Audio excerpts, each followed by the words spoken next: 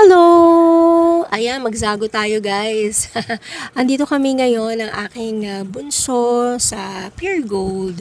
Bali, date-date lang kaming dalawa. Pagkagaling niya ng school, sinundo ko siya kasi galing sa school. So, usapan na namin yan. Bali, kasi nagpapabili siya ng bag.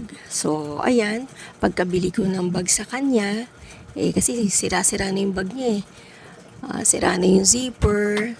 Kaya, ayan, nagpabili na siya. Mura lang naman yun, guys, yung nabili ko. Siyempre, alam niyo naman si Ogang, no? Okay, kung saan makakamura, dun lang siya. But anyway, eto, nagkaroon din kami ng chance na kaming dalawa mag-date. Siyempre, dapat may bonding talaga yung mag-ina.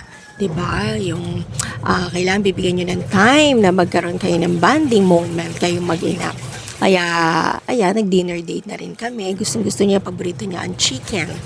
So, ayan, nakikita ko siyang masaya, kasama ako. Masaya talaga ako, masaya din siya. Ayan. Alright guys, marami pong salamat sa support nyo. At importante po yung may banding po ang mag-ina. At nakakapasyal kahit paano. At simple lang naman, no? Basta masaya. Oo, ayan. At na-feel ko na masaya yung aking anak kasama niya ako. Oo, kasi medyo matagal din kami na hindi nakalabas kami dalawa lang. At syempre, automatic yun kapag lumabas kami, kailangan kakain kami sa labas.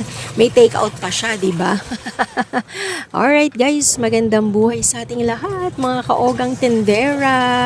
Uy, Merry Christmas na ha. 5 days to go na lang. Christmas na guys. Ayan. Alright, bless us. God bless us. God bless you. Thank you so much. I love you all. Bye.